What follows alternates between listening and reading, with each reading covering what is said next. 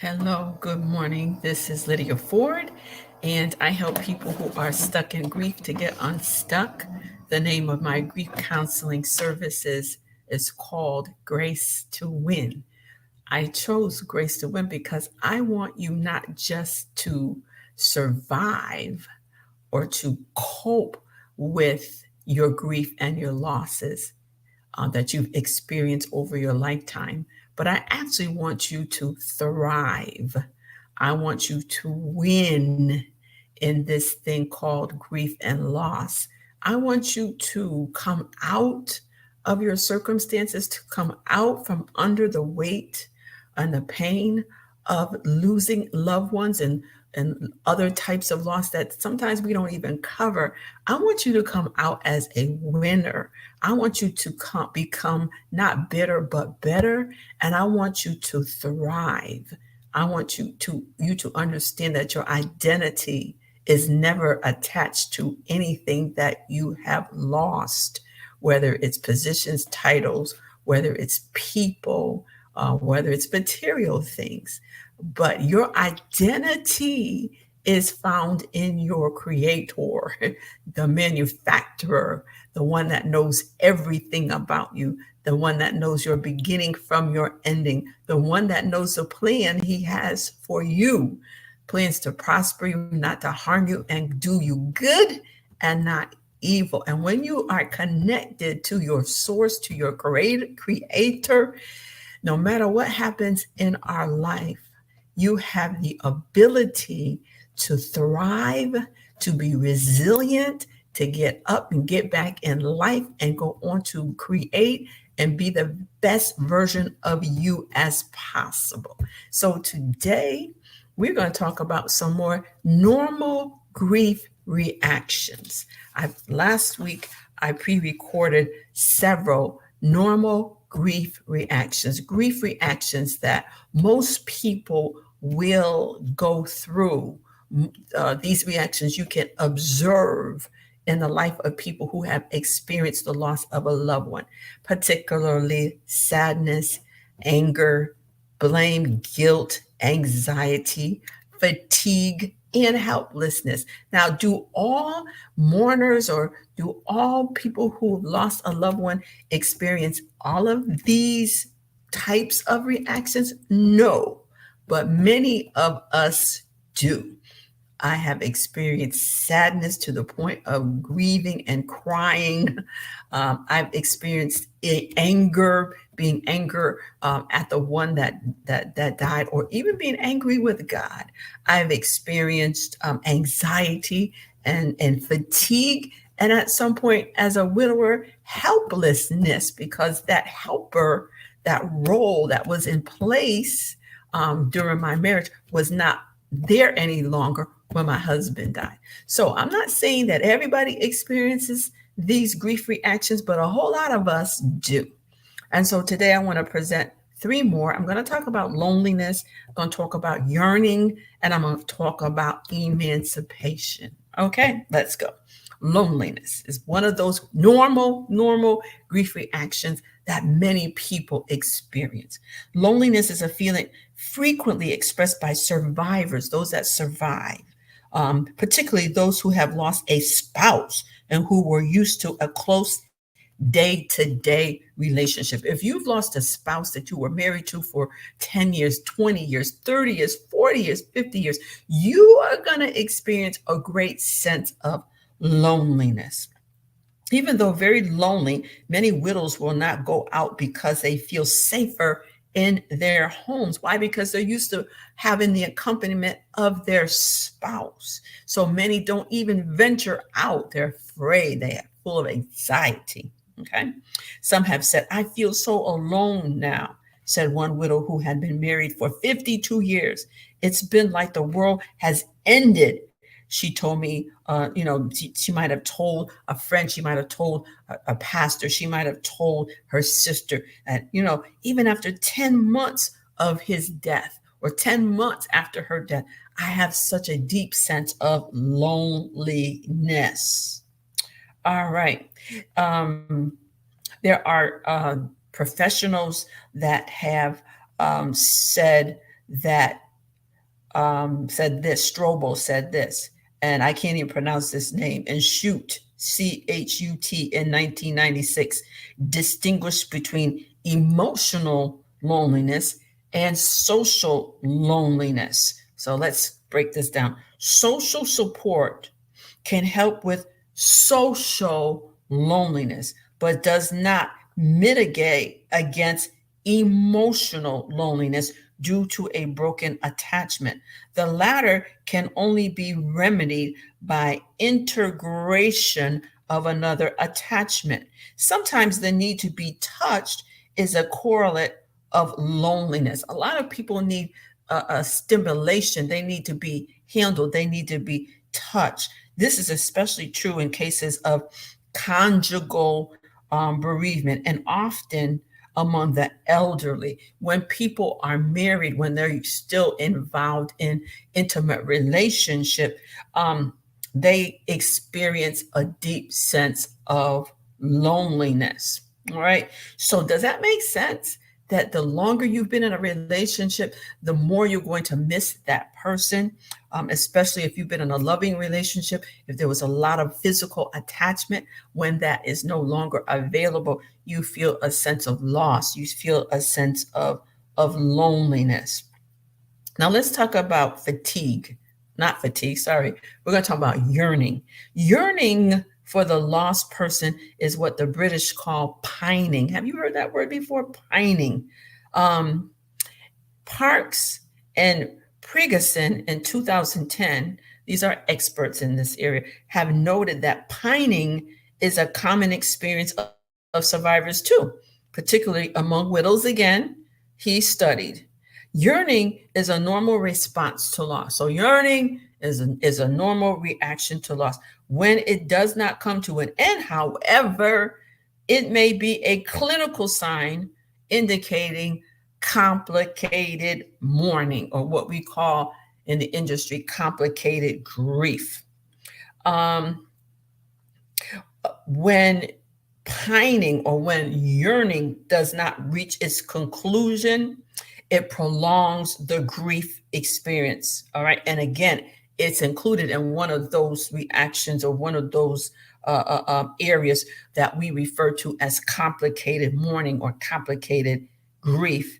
And the place of yearning in its and it has its place, excuse me, in its place, the yearning, the desire for continuing to have that attachment. And so when you don't get healed from that, when you don't do the grief work in the area of longing for that person to be back in your life, then it becomes complicated grief, because you don't want any of these grief reactions to go on and on and on and on. At some point, they must end. They come to an end. And if they don't, when they don't, we get into areas of depression, and some people get into areas of suicidal ideations, and then it becomes very complicated. And so we move from the area of grief counseling to the area of grief therapy, where you need a professional mental health care worker, psychiatrist, psychologist, those that handle tougher mental illnesses, okay? Mental reactions towards grief and pain.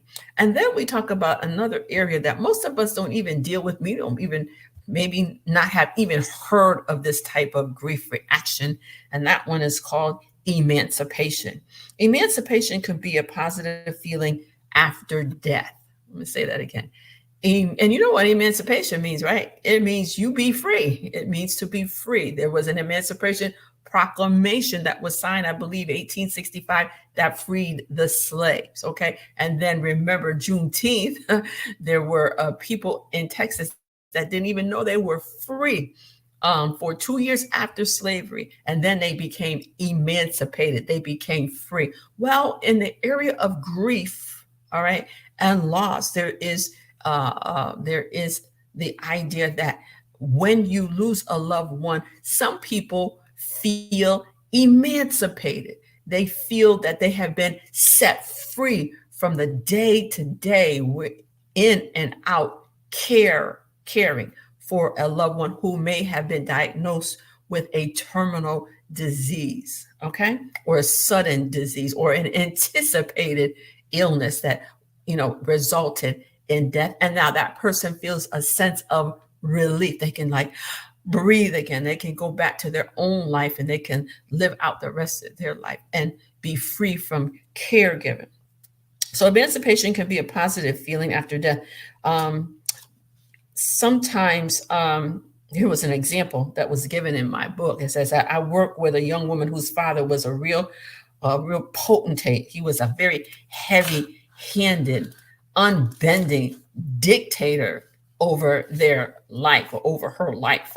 And after his death, after the death of this heavy-handed personality from a heart attack, this woman went through the normal grief feelings, but she also expressed a feeling of freedom, of emancipation, because she no longer had to live under his tyranny. At first, she was uncomfortable with his feeling, but later she was able to accept it as a normal response to her change of status. Let me help you. There are people, young people, older people, people of my age, baby boomers, caring for their loved ones, it could be caring for brothers or sisters, siblings. It could be caring for parents. It could be even caring for a child that has been diagnosed with an illness, a chronic illness, a terminal illness, and maybe the individual is staying at your house. So you have the round the clock care for this individual, male or female. You see the signs of them just wearing out and becoming weary. You see the physical toll it's taken on your loved one's life. They're losing weight. They can't keep food down. They've been stuck with needles so that their arms look like pincushions. They're going to back and forth 2 or 3 times to dialysis. They are taking chemo. They're taking radiation. They're in and out of the hospital. They've lost tons of weight. Their hair's falling out. Can you imagine the toll that takes on the individual going through that, and the person that is caring for them? And so when that person's life has finally terminated, when that person, after the funeral, after the burial, that the person who's been the caregiver, after they go through other normal grief reactions of sadness, of anger, sometimes anxiety, fatigue, sleeplessness, helplessness, it is not abnormal that person also feels emancipated, because they no longer are trapped into this day to day. And I'm not saying absolving the fact that they actually love that person, but after a time, this day in and this day out, the mental anguish, the physical exertion, the time that you're spending with this person, and once they're no longer here, you can feel a sense of exhilaration. Okay, you can feel a joy that they're no longer suffering. They're no longer in a lot of pain. All right, and so that is normal. Emancipation is normal. It might feel a little bit uncomfortable. Why do you feel joyful? Why do you feel freedom? It might be a little uncomfortable at the beginning, but after a while, you begin to accept it as a normal response to that person transitioning, so that you can go on and live out your life. Well, I think I got time for one more. I'm gonna do this one. I might even finish this today. So here's another one: relief. And that's something similar to emancipation, because there's a sense of relief now that you are free. You're emancipated from having to take care of this individual.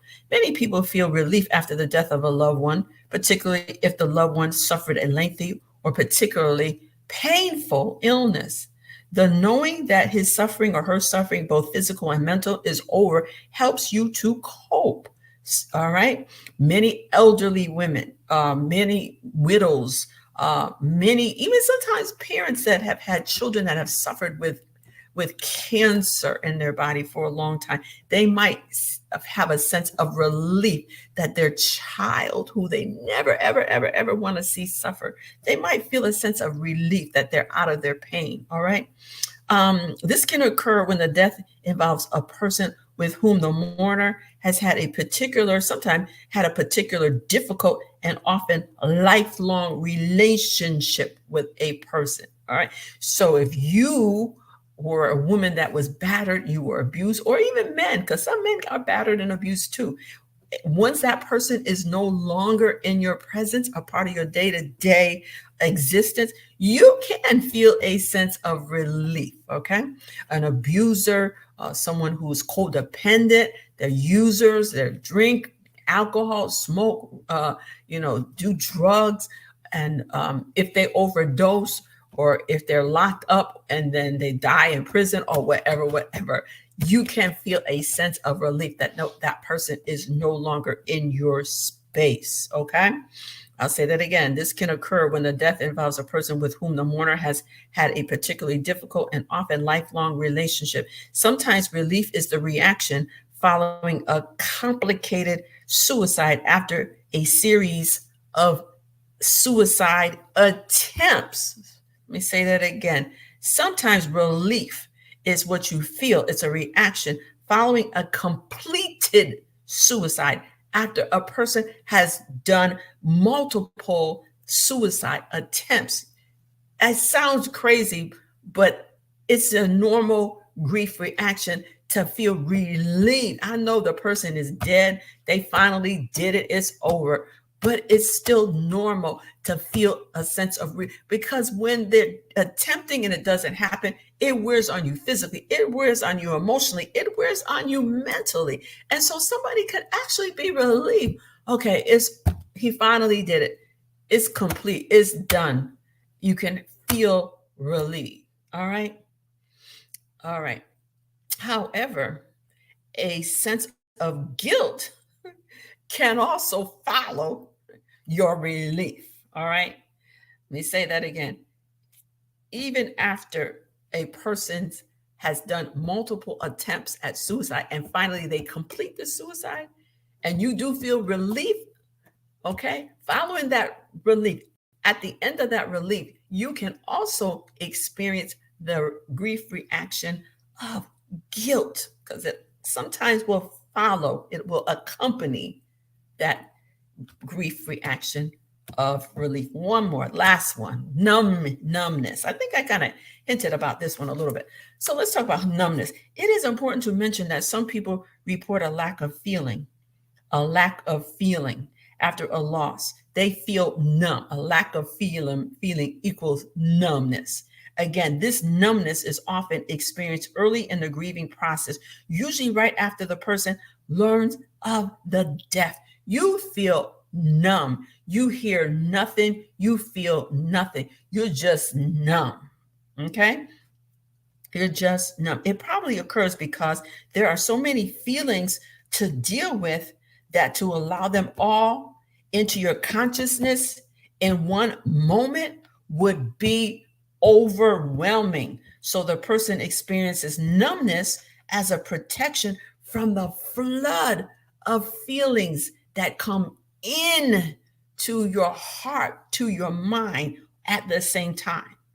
Can you imagine hearing about a death that was unexpected and all of a sudden you get a phone call, your son, your daughter, your husband, a sibling has been killed in a car accident or someone shot them in the back or wherever. All of that information at the time it's delivered can cause you to go into overdrive. So instead of doing that, you become numb. You don't feel that gut shot to the stomach. You don't feel that dagger to the heart. It's a protective agent at the time. Numbness is a protective agent at the time. It's serving you and keeping you from being harmed. Okay. It serves as protection from the flood of feelings. Commenting on Numbness, Parks and Weiss in 1983 have said, we found no evidence that it is an unhealthy reaction. Blocking of sensation as a defense mechanism against what would otherwise be overwhelming pain would seem to be extremely helpful and normal. So thank God that God has so fixed us internally that when we get such grave bad news, that this grief reaction called numbness just jumps into place, and it categorically eliminates the onslaught of a plethora of other emotions at the that will come in, that could come in to completely wipe you out. Because sometimes when people hear catastrophic information, it can cause them to have a heart attack or a stroke. But God has wired us with this grief reaction so that you become numb, you don't feel anything at the time, and it acts as an agent of protection against the onslaught of the enemy. So as you go through these 12 grief reactions, as you review the list, as you go and look at my previous post or message, remember that each of these items listed represents normal grief feelings, and there's nothing pathological about any of them. However, feelings that exist for abnormally long periods of time at excessive intensity, very strong, may portend or give an awareness that you need to do something about it, because then it can move over into complicated grief reactions. All right. So I'm going to say that again. How feelings that exist for abnormally long periods of time and at excessive intensity may portend, it might be a coming attraction, okay, that you are now entering into a realm where you are in complicated grief, and you move out of the realm of normal grief counseling over into an area where you need more professional grief therapy to ameliorate the intensity of feelings of anger, intensity feelings of guilt, intense feelings of yearning, and wanting that person to be back in your life. Increase intensity of fatigue and loneliness, or all of those other 12 grief. When it's like on steroids and it's very heightened, and it's gone on for 6 months, 1 year, 2 years, 3, you know that now your response, your reaction toward grief and loss has gone off on the deep end, and you really, really, really, really, really need to get help. All right, so I actually finished these 12 grief reactions, and I think 4 settings. So go back and listen to them. We talked about sadness and anger and blame and guilt and anxiety. We talked about fatigue and helplessness. And today we talked about loneliness, yearning, emancipation, relief, and numbness. I know that's a whole lot, but go down my timeline, go back over it and listen to it and listen to it. And if you know someone who needs grief counseling, if they are in dire straits, they are not able to get unstuck from the loss of a loved one, let me know. There's a banner at the bottom of this screen that shows you how to get in touch with me. You can go to my website, www.thegrace, and it's the number 2 to win, to receive a 30-minute free consultation. I can speak with you. I can talk with you and find out if you are a good candidate for grief counseling, my counseling, because everybody's counseling is different. We have different packages, different financial packages for to meet your needs. I'm willing and able to work with you financially so that you can get the help that you need. Listen, everybody needs help. You just have to ask for it. Okay. The Bible says you have not because you ask not. There's not one person in this entire world that is absolved from experiencing death and loss. And so people are people. People are unique. People are different. People respond in different ways to the loss of a loved one. They respond differently in the loss of, a child dying, a parent dying, a sibling dying, friends dying. Everybody is unique, and grief is unique as people are unique because everybody does not experience all of these different reactions. But if you or someone is really in trouble and they really need to talk to somebody, please, you can DM me on my Facebook page, Lydia Ford page. You can even email me at lydiaford52@gmail.com. Or again, you may go to my website, www.thegracetowin.com. Receive that free 30-minute consultation and look at what we have to offer. I think it's either 3 or 4 financial packages. You might need just a brief, few sessions of 3 months of grief counseling. You might need 6, you might need 9, you might need a whole year. All right. And even after I have walked through this journey with you for a year, I have counseled people even into the 2nd year. All right. A lot of times people have a lot, and it takes a while to get through the process. But thanks be to God, they do get through. They do get through on the other side and begin to realize that God has a plan and a purpose for their life, and that their life, their identity is never tied to anything that's in the rearview mirror, anything behind them. No, your best life is in front, but you must do the work. You must do the grief work. You must put in the hours. You must put in the time. All right. And I can train you, and I can teach you, and I can show you the best practices, how to get to the other side so you can live your best life. All right. So this has been Lydia Ford. Grace to Win is my grief counseling services. I help people who are stuck in grief to get unstuck. Please listen to the video and please share it on your social media platforms as well. Bye. God bless. And I will be back to share more tidbits, things that I have learned in my journey through grief, and as I'm almost finishing my certificate program in grief counseling, and I'm excited about that, and I'm learning so much. I do want to share those things that I have also been learning as I'm going through my study. All right, y'all have a blessed day. See you another time. See you soon.